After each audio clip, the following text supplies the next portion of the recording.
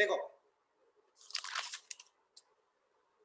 तो अपन ने लास्ट में देखो क्या देखा था, एक रिलेशन मैंने तुम्हें लिखवाया था कि v1 बाय v2 जो होता है तेरा वो किसके बराबर होता है, λ1 बाय λ2 और बराबर क्या होता है n2 बाय n1, है ना। बेसिकली रिफ्रैक्टिव इंडेक्स की अपन ने बात की थी, ठीक है ना। अब देखो और कुछ चीजें समझते हैं अपन। देखो एक बात तुम ये समझो, अपन कौन सा फिनोमेना पढ़ते हैं जो अपना क्या करता है, डोमिनेट करता है। मान ले मैं क्या कर रहा हूं, कांच के अंदर देख रहा हूं, है ना।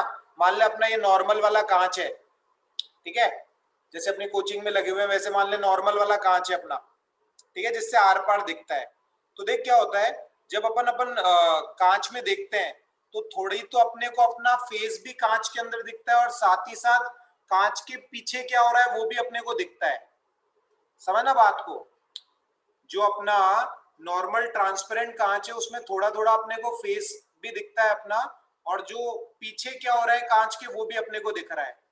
तो अपने को कांच में अपना फेस कौन से फिनोमेना के कारण दिख रहा है, रिफ्लेक्शन के कारण दिख रहा है। और पीछे अगर कोई दूसरा पर्सन खड़ा है कांच के, वो अपने को कौन से फिनोमेना के थ्रू दिख, वो अपने को किस फिनोमेना के कारण दिख रहा है, रिफ्रैक्शन के कारण दिख रहा है। तो रिफ्लेक्शन और रिफ्रैक्शन दोनों एक साथ होते हैं। रिफ्लेक्शन और रिफ्रैक्शन दोनों क्या होते हैं, एक साथ होते हैं। अपन किसकी स्टडी करते हैं, जो फिनोमेना डोमिनेट करता है। जैसे अगर अपन मिरर में बात करें तो मिरर क्या करता है, 99% लाइट को रिफ्लेक्ट कर देता है। इसलिए जब अपन मिरर की बात करते हैं तो अपन रिफ्लेक्शन की स्टडी करते हैं। वैसे अगर अपन ट्रांसपेरेंट ग्लास की बात करें तो वो क्या करता है, 90% लाइट को क्या कर देता है, ट्रांसमिट कर देता है। जिस कारण से अपन किसकी स्टडी करते हैं, रिफ्रैक्शन की स्टडी करते हैं, है ना। जिस कारण से अपन किसकी स्टडी करते हैं, रिफ्रैक्शन की स्टडी करते हैं, है ना। तो ये बातें क्लैरिटी से समझ में आनी चाहिए तुम्हें। अब देख अपन बात कर लेते हैं लॉज ऑफ रिफ्लेक्शन की, बिल्कुल बेसिक सी बातें। लॉज ऑफ रिफ्लेक्शन जैसे 9th क्लास में भी पढ़ा होगा तुमने, 9th या 10th में, लॉज ऑफ रिफ्लेक्शन के बारे में। देख लॉज ऑफ रिफ्लेक्शन अपने को क्या कहता है, जब लाइट अपन किसी सरफेस पे इंसिडेंट करते हैं, जब लाइट अपन किसी सरफेस पे इंसिडेंट करते हैं और लाइट वापस सेम मीडियम में रिफ्लेक्ट हो जाती है, तो वो जो फिनोमेना होता है वो अपना क्या कहलाता है, रिफ्लेक्शन ऑफ लाइट कहलाता है। वो फिनोमेना अपना क्या कहलाता है, रिफ्लेक्शन ऑफ लाइट कहलाता है ना। तो रिफ्लेक्शन ऑफ लाइट को कैसे डिफाइन कर सकते हैं अपन, when a light ray reflects in the same medium, when a light ray reflects in the same medium, this phenomena is called as the reflection of light. This phenomena is called as the reflection of light. अब ध्यान से समझना कुछ बातें, देख बिल्कुल basic सी बातें कर रहे हैं, आज कुछ बढ़िया लेवल के सवाल भी करेंगे। मान ले ऐसे रिफ्लेक्टिंग सरफेस है अपनी, ये अपनी क्या है, रिफ्लेक्टिंग सरफेस। रिफ्लेक्टिंग सरफेस कैसी भी हो सकती है, प्लेन भी हो सकती है और इस तरह से उबड़ खाबड़ भी हो सकती है, कैसी भी हो सकती है रिफ्लेक्टिंग सरफेस, है ना। तो देख क्या होता है, अब अपन बात कर रहे हैं थोड़ी लॉज ऑफ रिफ्लेक्शन की। जैसे मान ले इस रिफ्लेक्टिंग सरफेस पे मैंने एक लाइट रे इंसिडेंट करी, इस रिफ्लेक्टिंग सरफेस पे मैंने एक लाइट रे क्या करी, इंसिडेंट करी, और लाइट रे इस पॉइंट पे इंसिडेंट हुई, लाइट रे इस पॉइंट पे इंसिडेंट हुई, तो ये अपना क्या है, पॉइंट ऑफ इंसिडेंस है। अब यहाँ पे अपन ने एक नॉर्मल डाला, देख नॉर्मल कैसे डालेंगे, ऐसे नॉर्मल, ये नॉर्मल डाला, है ना। तो इंसिडेंट रे नॉर्मल के साथ जो एंगल बनाती है, इंसिडेंट रे नॉर्मल के साथ जो एंगल बनाती है, ये कौन सा एंगल कहलाता है, अपना एंगल ऑफ इंसिडेंस कहलाता है।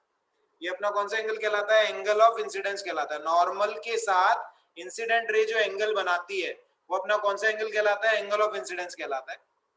अब ये जो इंसिडेंट और ये वाली जो रे है अपनी, ये वाली जो रे है, ये कौन सी रे कहलाएगी, अपनी इंसिडेंट रे। ये अपनी इंसिडेंट रे और ये वाला एंगल, एंगल ऑफ इंसिडेंस, है ना।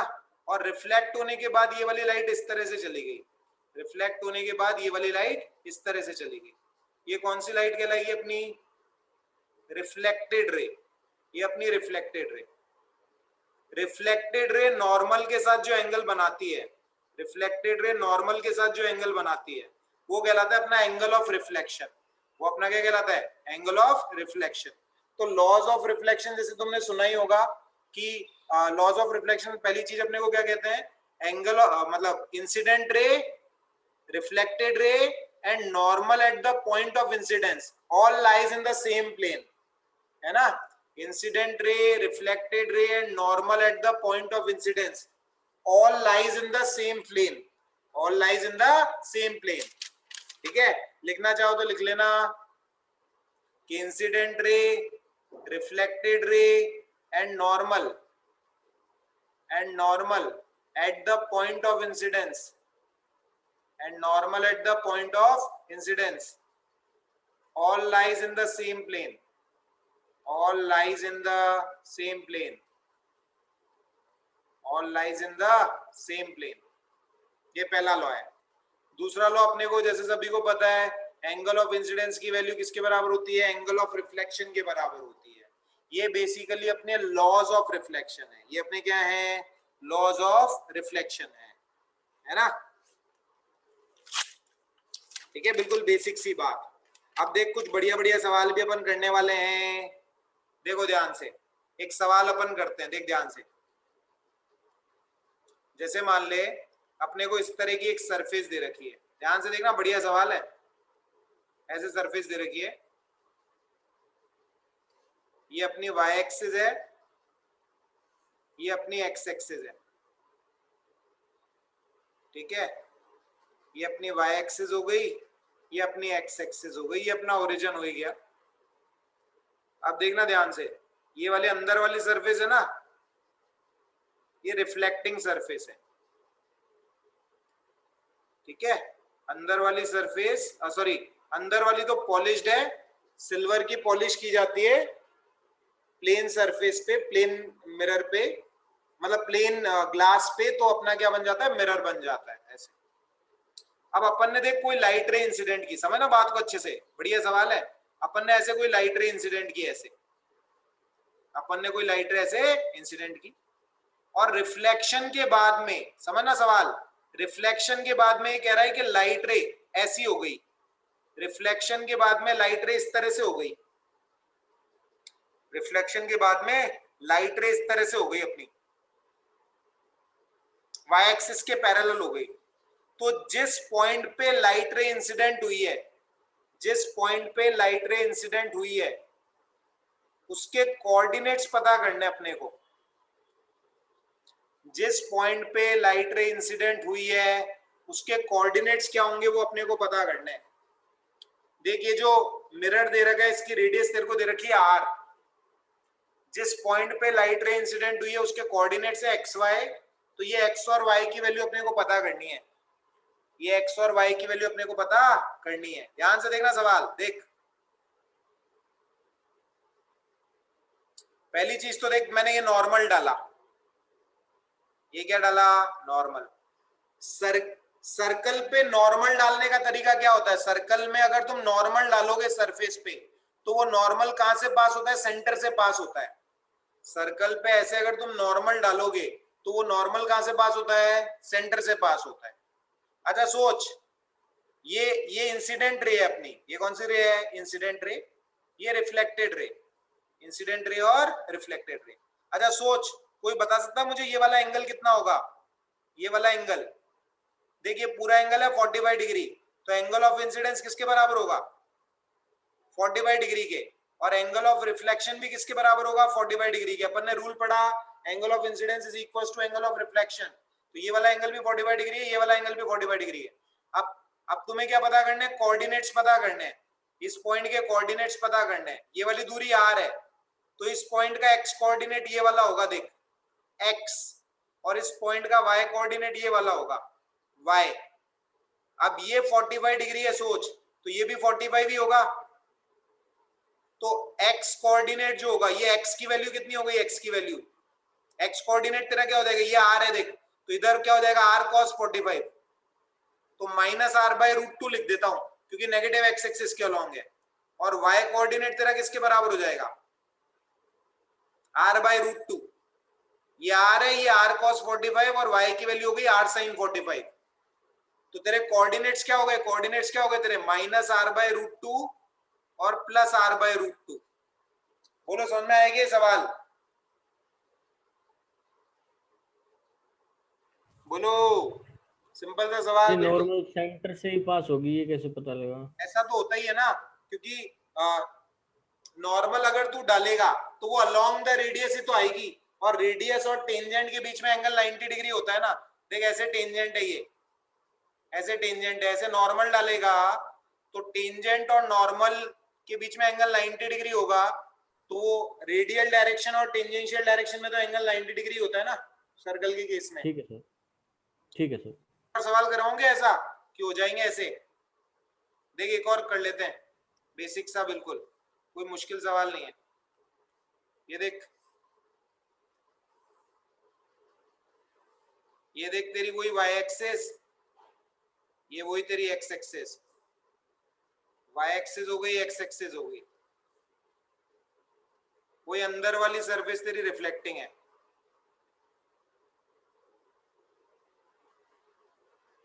अंदर वाली सरफेस तेरी रिफ्लेक्टिंग है, और वो रेडियस मान ले वही आर के बराबर दे रखी है तेरे को, रेडियस तेरी आर के बराबर, और तेरे को बोल रहा है कोई लाइट रे ऐसे इंसिडेंट करी, ऐसे कोई लाइट रे इस तरह से इंसिडेंट करी और 60 डिग्री और ऐसे चली गई, देख ऐसे, ऐसे ऐसे चली गई। ये वाला एंगल है ना, ये वाला एंगल, ये 60 डिग्री दे रखा है तेरे को, ये वाला एंगल दे रखा है तेरे को 60 डिग्री, 60 डिग्री से ऐसे चली गई, मतलब ये वाला एंगल 60 डिग्री दे रखा है। तेरे से ये पॉइंट के कोऑर्डिनेट्स पूछे, ये पॉइंट बी के कोऑर्डिनेट्स एक्स कॉमा वाई, बता सकता है कोई? एक्स कोऑर्डिनेट और वाई कोऑर्डिनेट क्या होंगे बताओ, कोई बता सकता हो तो। सेम कॉन्सेप्ट लगेगा बिल्कुल, कोई मुश्किल सवाल नहीं है, बिल्कुल सिंपल है, बोल बोल, कोई बता सकता हो तो। देख वही R/2 और √3/r।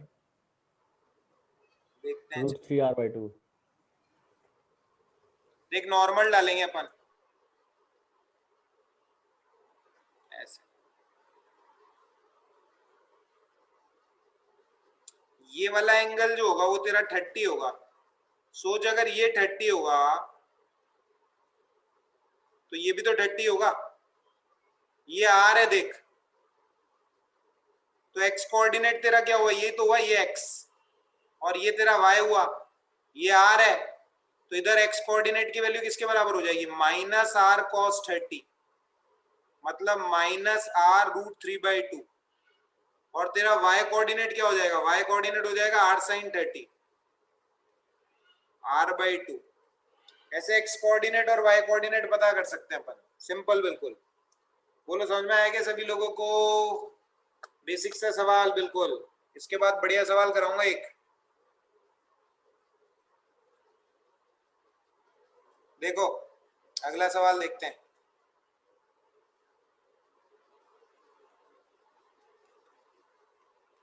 देखिए तेरी वही y एक्सिस हो गई है ना, और ये तेरी x एक्सिस हो गई, ठीक है, ये y एक्सिस हो गई, ये x एक्सिस हो गई,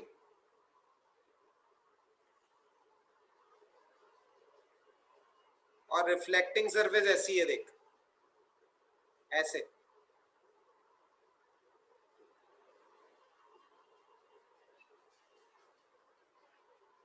ऐसे पैराबोला की फॉर्म में है।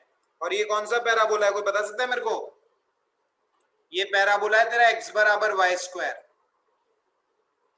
ये कौन सा पैराबोला है, x बराबर वाई स्क्वायर, है ना। अब सुनना सवाल, शानदार सवाल है एक, कोई लाइट रे ऐसे इंसिडेंट होती है, कोई लाइट रे ऐसे इंसिडेंट हुई और रिफ्लेक्शन के बाद ऐसे हो गई, रिफ्लेक्शन के बाद ऐसे हो गई। इस पॉइंट P के कोऑर्डिनेट्स पता करने अपने को, find coordinates of point P। Point P के क्या कोऑर्डिनेट्स होंगे, ये सवाल अपने से पूछा गया। सुनना ध्यान से, बढ़िया सवाल है। देख यहां नॉर्मल कैसे डालेगा, देख ऐसे, ये नॉर्मल, ये तेरा नॉर्मल, ये एंगल 45 डिग्री होगा, एंगल ऑफ इंसिडेंस होगा 45 डिग्री, एंगल ऑफ रिफ्लेक्शन भी 45 डिग्री है। तेरे को इस पॉइंट पी के कोऑर्डिनेट्स पता करना है, तेरे को एक्स और वाई की वैल्यू पता करनी है, तेरे को एक्स और वाई की वैल्यू पता करनी है। अब समझना, ध्यान से समझना, शानदार सवाल है एकदम। देख, एक्स और वाई की वैल्यू पता करनी है। देख कैसे पता करें, देख सोच, अगर मैं इस पॉइंट पे एक टेंजेंट डालूं, पॉइंट पी पे अगर एक टेंजेंट खींचूं मैं ऐसे, ऐसे पॉइंट पी पे टेंजेंट डाली मैंने, थोड़ी और सीधी बनाता हूं मैं टेंजेंट, ऐसे देख,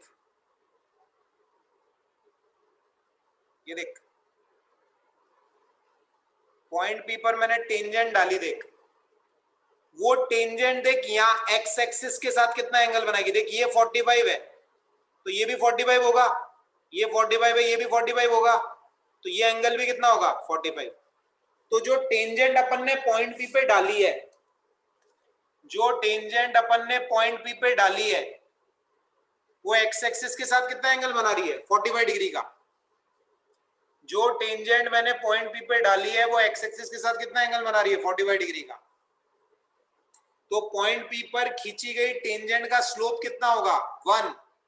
पॉइंट पी पर खींची गई टेंजेंट का स्लोप कितना होगा 1। अब स्लोप होता क्या है, देख अब स्लोप होता क्या है, स्लोप होता है तेरा dy बाई डी एक्स, और dy बाई डी एक्स की वैल्यू है कितनी 1 है। dy by d x at point P पे dy बाई डी एक्स की वैल्यू कितनी है 1 है। ये मेरे को कैसे पता लगा, क्योंकि मैंने पॉइंट पी पे टेंजेंट खींची, टेंजेंट एक्स एक्सिस के साथ 45 डिग्री का एंगल बना रही है, तो पॉइंट पी पे टेंजेंट का स्लोप 1 है। अब तेरे को dy बाई डी एक्स पता करना पड़ेगा। देख dy बाई डी एक्स यहां से पता कर सकते हैं, x बराबर वाई स्क्वायर है ना, डिफरेंशिएट कर इस इक्वेशन को, ये देख x बराबर वाई स्क्वायर है, differentiate with respect to t, t के रेस्पेक्ट में डिफरेंशिएट कर, देख sorry differentiate with respect to x, dy by d x पता करना है ना, तो x का x के रेस्पेक्ट में डिफरेंशिएशन 1, y स्क्वायर का देख क्या होगा 2y dy by d x, तो यहां से dy बाई डी एक्स तेरा कितना आ गया 1/2y, dy by d x की वैल्यू हो गई 1/2y, है ना। लेकिन अपने को गिवन है कि पॉइंट P पर dy बाई डी एक्स की वैल्यू 1 है, पॉइंट P पर dy बाई डी एक्स की वैल्यू 1 है, और dy बाई डी एक्स की जनरल वैल्यू अपन ने क्या निकाली 1/2y, तो पॉइंट P के लिए इसे 1/2y के बराबर कर सकते हैं। जनरल वैल्यू तो dy बाई डी एक्स की 1/2y है, लेकिन पॉइंट P के लिए dy बाई डी एक्स की वैल्यू 1 है, तो 1 बराबर 1/2y, तो y की वैल्यू कितनी आ गई 1/2 आ गई, y की वैल्यू कितनी आ गई 1/2। तो जो ये तेरा पॉइंट है उसका y कोऑर्डिनेट आ गया 1/2, और x कोऑर्डिनेट कैसे पता करेंगे, x बराबर वाई स्क्वायर है, तो x कोऑर्डिनेट आ जाएगा तेरा 1/4। तो पॉइंट P के कोऑर्डिनेट्स क्या हो गए तेरे 1/4, 1/2। बोलो सवाल आएगा समझ में, कोई डाउट है तो बोलो। सर ये टेंजेंट के साथ 45 वाला एंगल बताना। एंगल 45 देख कैसे हुआ, देख ये तो टोटल 90 है, तो 90 है तो ये 45 होगा नॉर्मल के साथ में, क्योंकि एंगल ऑफ इंसिडेंस और एंगल ऑफ रिफ्लेक्शन तो सेम ही है। ये 45 है, देख ध्यान से देख, ये 45 है, और ये टेंजेंशियल डायरेक्शन है, ये जो टेंजेंट खींची है टेंजेंशियल डायरेक्शन, ये नॉर्मल, तो ये पूरा एंगल ये 90, तो ये 45, ये वाला 45 देख, अब ये 45 तो ये भी 45, ऑल्टरनेट एंगल्स। बोल आया समझ में, ठीक है सर। है ना। अच्छा सोच, यही सवाल मैं तेरे से ऐसे भी पूछ सकता था, देख यही सवाल मैं ऐसे भी पूछ सकता था, करना कोई मुश्किल नहीं था, करने का प्रोसीजर सेम ही था, देख ऐसे पूछा जा सकता था ये सवाल।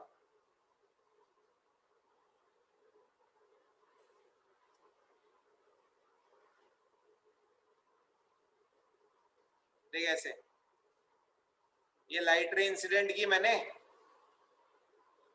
और रिफ्लेक्शन के बाद में लाइट रे ऐसे चलेगी, देख ऐसे, मान ले ऐसे चलेगी ये 120 डिग्री का एंगल दे रखा है ये,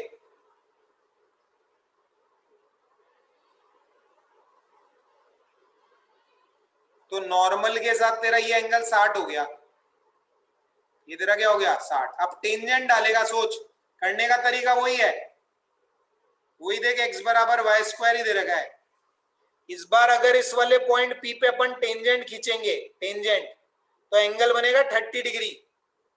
अरे एंगल कितना बनेगा 30 डिग्री, देख पॉइंट P पे टेंजेंट डाल ऐसे, ये देख, ये देख पॉइंट P पे टेंजेंट डाली, सोच ये 60 है, ये 30 है, ये 30, ये 30, तो ये भी कितना 30, तो इसमें 10-30 स्लोप हो जाएगा, पॉइंट P पे स्लोप हो जाएगा 10-30, और स्लोप तेरा आ किसके बराबर रहा था, dy by d x, 1/2y के बराबर, तो 1/2y बराबर 10-30 कर देगा।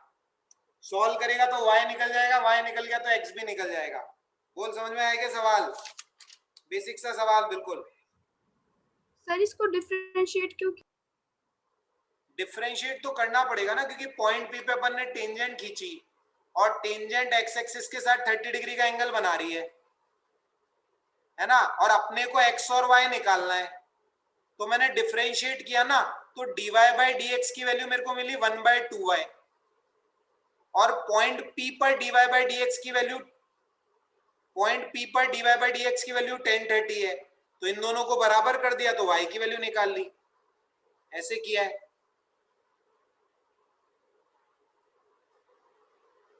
बोला है समझ में? यस सर, आ गया। चलो और बात करते हैं, देख अब देख, अब अपन बात करेंगे प्लेन मिरर की। अभी तो जो मिरर मैंने लिए वो रैंडम शेप के मिरर थे, ज्यादातर अपने कोर्स में प्लेन मिरर ही है ना, 90% सवाल जो आता है मिरर का वो प्लेन मिरर पे ही आता है, तो अब अपन प्लेन मिरर के बारे में ही डिस्कस करेंगे, है ना। सर आप शुरुआत में कह रहे थे ना कि जो मिरर होता है प्लेन वो 99.9% रिफ्लेक्ट करता है, तो बाकी का 0.1% रिफ्लेक्ट क्यों नहीं करता?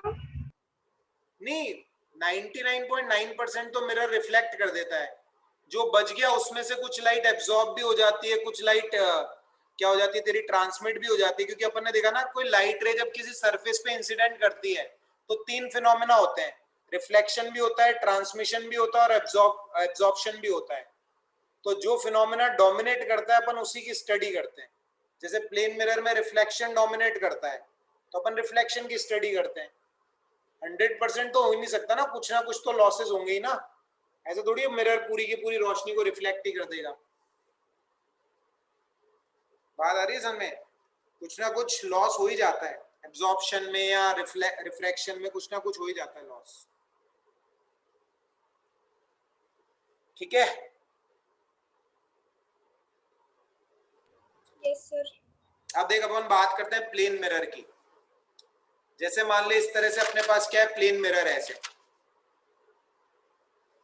ये प्लेन मिरर को देख ऐसे रिप्रेजेंट करते हैं अपन ऐसे, ये अपना प्लेन मिरर है देख ऐसे। अब देख प्लेन मिरर के यहाँ पे मैंने एक ऑब्जेक्ट रख दिया है ना, अपन पॉइंट ऑब्जेक्ट को ऐसे डिनोट करते हैं, पॉइंट ऑब्जेक्ट को अपन इस तरह से क्या करते हैं, डिनोट करते हैं, ठीक है। ये अपना पॉइंट ऑब्जेक्ट है। अब इसकी जो इमेज बनती है वो देख कैसे बनती है, मिरर इमेज कैसे बनाता है देख।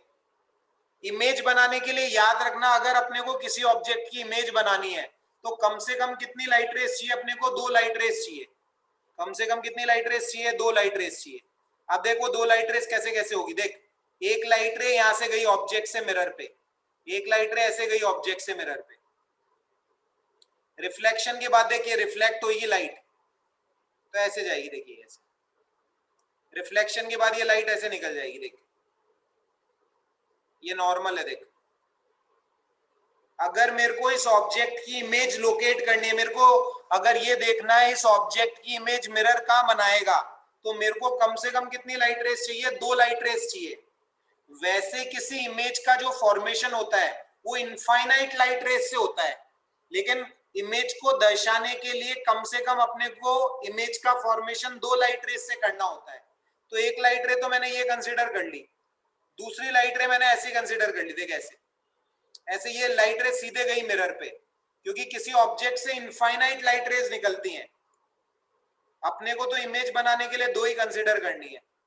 अब देख ये ऐसे जाएगी तो वापस ऐसे ही आ जाएगी। क्यों? क्योंकि इस वाली लाइट रे के लिए एंगल ऑफ इंसिडेंस 0 डिग्री है। ये वाली लाइट रे जो है ना, सेकंड वाली लाइट रे, इसके लिए एंगल ऑफ इंसिडेंस 0 डिग्री है। अब ये वाली लाइट रेस आगे जाके तो मिलेंगी नहीं। देख ये तो ऐसे जा रही है और ये ऐसे जा रही है, तो आगे जाके तो रिफ्लेक्टेड लाइट रेस मिलेंगी नहीं। रिफ्लेक्टेड लाइट रेस आगे जाके तो मिलेंगी नहीं। अगर इनको मिलना है तो ये किधर मिलेंगी? पीछे मिलेंगी, है ना। और जिस पॉइंट पर रिफ्लेक्टेड लाइट रेस मिलती हैं वहीं पे इमेज का फॉर्मेशन होता है। जिस पॉइंट पर रिफ्लेक्टेड लाइट रेज मिलती हैं वहीं पे इमेज का फॉर्मेशन होता है। तो रिफ्लेक्टेड लाइट रेज आगे तो मिलेंगी नहीं, क्योंकि देख एक तो ऐसे जा रही है, एक यूं दूर जा रही है, आगे तो मिलेंगी नहीं। अगर इनको मिलाना है तो पीछे मिलेंगी। पीछे देख कैसे मिलेंगी, ये देख इसको मैंने पीछे बढ़ाया और इसको भी मैंने पीछे बढ़ाया, तो पीछे कहाँ मिलेगी? ये इस पॉइंट पे मिलेगी। और जिस भी पॉइंट पे मिलेगी वहीं पे किसका फॉर्मेशन होगा? इमेज का फॉर्मेशन होगा। वहीं पे किसका फॉर्मेशन होगा? इमेज का फॉर्मेशन होगा। और ये जो इमेज मिरर ने बनाई, मिरर ने इस ऑब्जेक्ट की ये जो इमेज मिरर ने बनाई, ये कैसी इमेज बनाई? वर्चुअल इमेज बनाई। कैसी इमेज है ये? Virtual image. वर्चुअल इमेज कौन सी होती है? जो लाइट रेस को पीछे बढ़ाने पर बनती है। लाइट रेस को पीछे बढ़ाने पर जो इमेज बनती है, लाइट रेस को अपन ने पीछे बढ़ाया, लाइट रेस जिस पॉइंट पे मिली वहां पे जो इमेज बनी वो कौन सी इमेज कहलाती है? वर्चुअल इमेज कहलाती है। कौन सी इमेज बनाई मिरर ने? वर्चुअल इमेज बनाई। अगर तुम ध्यान से देखोगे, देख अगर तुम ध्यान से देखोगे तो ये OAB जो ट्राइंगल है, OAB ट्राइंगल जो है वो, और IAB ट्राइंगल जो है, ये दोनों ट्राइंगल कॉन्ग्रेंट है। ये दोनों ट्राइंगल्स कैसे ट्राइंगल्स हैं? कॉन्ग्रेंट ट्राइंगल्स है। दोनों ट्राइंगल्स कॉन्ग्रेंट ट्राइंगल है। तो इस ऑब्जेक्ट की मिरर से जो दूरी होगी, ऑब्जेक्ट की मिरर से जो दूरी होगी, इमेज की भी मिरर से दूरी उतनी होगी। ऑब्जेक्ट की मिरर से दूरी और इमेज की मिरर से परपेंडिकुलर दूरी दोनों क्या होती है? सेम होती है। दोनों क्या होती है? सेम होती है ना। ये प्लेन मिरर की प्रॉपर्टी होती है। ऑब्जेक्ट से मिरर की परपेंडिकुलर दूरी और इमेज से मिरर की परपेंडिकुलर दूरी, ये दोनों क्या होती है? सेम होती है। अरे दोनों क्या होती है? सेम होती है। और इमेज कैसी बनी? अपनी वर्चुअल इमेज बनी है। ठीक है, तो प्लेन मिरर के बात अंदर है। थोड़ी ना जाएगी कोई लाइट रे। क्या बोल रहा है? क्या बोल रहा है? प्लेन मिरर के अंदर थोड़ी ना कोई लाइट रे चली हाँ जाएगी जो नहीं आप जाएगी, दिखा नहीं रहे हो। जाएगी। लेकिन अपने को इस तरह लगेगा, अपने को ये लगेगा कि लाइट रेस पीछे तो आगे जाके तो मिल नहीं रही है, तो ये कहाँ पे मिल रही होंगी? पीछे मिल रही होंगी। और जहां पे मिल रही होगी वहीं पे इमेज का फॉर्मेशन हो रहा होगा। ऐसा ही तो होता है एक्चुअली में। जब अपन मिरर देखते हैं अपने को ऐसा ही तो लगता है कि अपन अगर मिरर से कम दूरी पे खड़े हैं तो अपनी इमेज भी मिरर से कम दूरी पे ही खड़ी है। और अगर ठीक है सर। ज्यादा अपन दूर हो जाएंगे तो इमेज भी दूर हो जाएगी। ठीक है सर, जो ये इमेज पीछे बनती है मिरर के, वो एक हाइपोथेटिकल कांसेप्ट है या फिर रियल में ऐसे ही होता है? ऐसे ही तो होता है। रोज मिरर देखते तो है अपन, हाइपोथेटिकल क्यों है? रोज शक्ल देखते तो है, इमेज बनती तो है मिरर के अंदर। अरे ऐसे बनती तो है, रोज देखते तो है अपन शक्ल। हाइपोथेटिकल क्यों है? फिजिक्स में कोई हाइपोथेटिकल नहीं है, सब कुछ ओरिजिनल है फिजिक्स में। समझ में आया गीतांजलि? ये यस सर। होता है ये सब कुछ। भूतों की नहीं बनती इमेज। जैसे हितेश देखता है तो हितेश की नहीं बनती इमेज। ठीक है ना। तो इमेज बनती है अपनी, हाइपोथेटिकल कुछ भी नहीं है। अब देख ध्यान से देख, अब सोच। अब मैंने मिरर ऐसे रखा है, देख ध्यान से समझना बात को अच्छे से। देख मैंने ऐसे मिरर रखा है, ऐसे ये मिरर है, और ऑब्जेक्ट मैंने यहां रखा है, देखिए ये ऑब्जेक्ट है अपना, थोड़ा पास में रख लेता हूं, ये ऑब्जेक्ट है, ये तेरा क्या है ऑब्जेक्ट। अच्छा बताओ इस ऑब्जेक्ट की इमेज बनाएगा क्या मिरर? इस ऑब्जेक्ट की मिरर इमेज बनाएगा या नहीं बनाएगा? नहीं बनाएगा। बनाएगा। मिरर हमेशा ऑब्जेक्ट की इमेज बनाता है, मिरर हमेशा ऑब्जेक्ट की इमेज बनाता है, बनाएगा मिरर ऑब्जेक्ट की इमेज। देखना कैसे बनाएगा, ध्यान से समझना। देख देख ऑब्जेक्ट से एक लाइट रे यहां पे टकराई मिरर के, रिफ्लेक्ट होने के बाद लाइट रे ऐसे निकल गई, देख ऐसे ऐसे निकल गई, रिफ्लेक्ट होने के बाद लाइट रे ऐसे निकल गई। और एक लाइट रे मान ले ऑब्जेक्ट से मिरर पे ऐसे टकराई, देख ऐसे, रिफ्लेक्ट होने के बाद ये ऐसे निकल गई।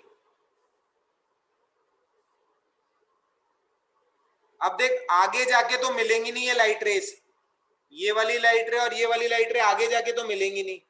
अगर मिलना है तो किधर मिलेंगी? पीछे मिलेंगी। पीछे देख कैसे मिलेगी, ऐसे मिलेगी।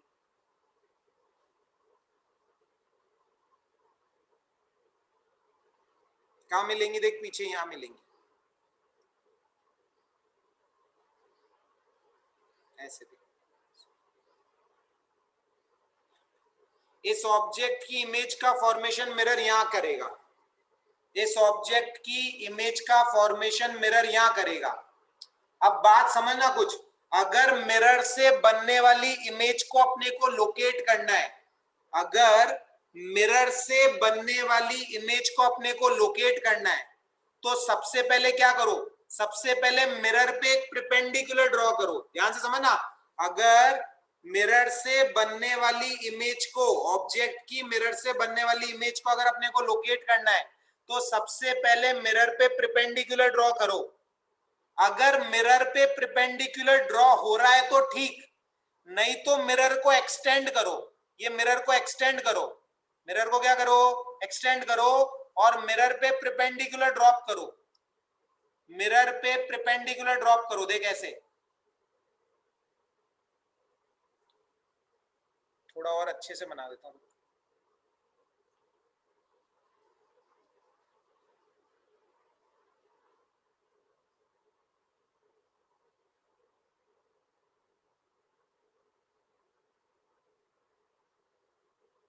है ना, ये परपेंडिकुलर ड्रॉप करो। अगर परपेंडिकुलर ड्रॉप हो रहा है मिरर पे तो ठीक, नहीं तो मिरर को एक्सटेंड करो और मिरर पे परपेंडिकुलर ड्रॉप करो। अब प्रॉपर्टी क्या कहती है? देख, ऑब्जेक्ट की मिरर से परपेंडिकुलर दूरी, ऑब्जेक्ट की मिरर से परपेंडिकुलर दूरी ये वाली है। देख, ऑब्जेक्ट की मिरर से परपेंडिकुलर दूरी और इमेज की मिरर से परपेंडिकुलर दूरी, इमेज की मिरर से परपेंडिकुलर दूरी दोनों क्या होगी? सेम ही होगी।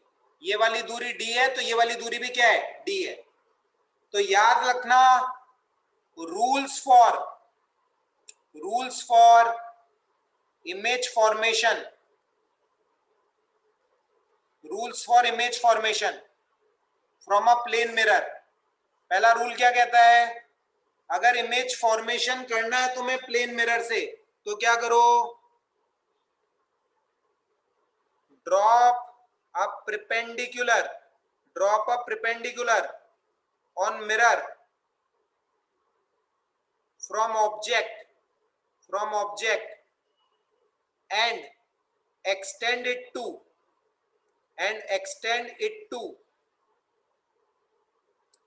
Back side. इसको बैक साइड पे एक्सटेंड कर दो। Image will lie on this line, image इसी लाइन पर लाई करेगी, image will lie on this line. पहला रूल ये। अगर परपेंडिकुलर ड्रॉप नहीं हो पा रहा है, अगर परपेंडिकुलर नहीं है तो मिरर को एक्सटेंड करो और परपेंडिकुलर ड्रॉप करो। दूसरा पॉइंट अपने को ये कहता है, वो अपनी भाषा में लिख लेना।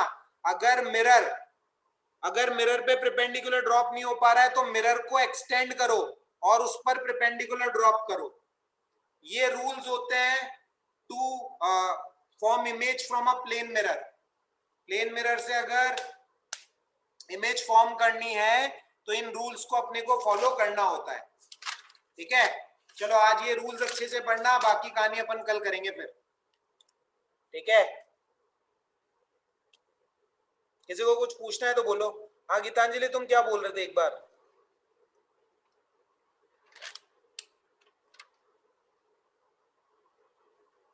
गीतांजलि, वो वर्चुअली मिलती है लाइट रेज, मतलब रियलिटी में लाइट रेज मिरर के पीछे नहीं मिलती हैं। अपने को ऐसा फील होता है कि वो पीछे मिल रही होंगी, अपने को ऐसा लगता है कि लाइट रेज मिरर के पीछे से आ रही हैं, इसलिए अपने को इमेज जो है वो मिरर के पीछे फॉर्म होती हुई लगती है, मतलब पीछे। हाँ बोल बोल। ऐसा होता तो नहीं है ना रियलिटी में, हमें लगता है ना ऐसे कि पीछे लाइट रेज। हाँ रियलिटी में थोड़ी मिलती है, जब भी तो वो वर्चुअल इमेज है ना। वर्चुअल इमेज जब भी तो है कि एक्चुअली में लाइट रेस के मीट करने से नहीं मिली है, वो एक्चुअली में लाइट रेस के मीट करने से नहीं बनी है। लाइट रेस अपने को मीट करती हुई लग रही है, उसके कारण बनी है वो इमेज। तो सर इसको एक हाइपोथेटिकल कांसेप्ट नहीं कह सकते? हाइपोथेटिकल थोड़ी, वर्चुअल बोलते हैं ना, वर्चुअल इमेज बनती तो है ना वो। अपने को ऐसा फील होता है कि वो पीछे से मिलती हुई आ रही, पीछे मिल रही है लाइट रेस, तो इसलिए अपने को इमेज वो पीछे दिखती है, बस ये बात है। अगर रियलिटी में लाइट रेज मिलेंगी और इमेज बनेगी तो वो रियल इमेज कहलाएंगी। ठीक है सर, ये रे जो है वो मिरर के बॉटम एंड पर ही टच करेगी, फिर उसके ऊपर भी कहीं भी कर सकती है ना। ऑब्जेक्ट से इनफाइनाइट लाइट रेज निकलती है, कोई भी दो ले ले तू, कोई भी दो।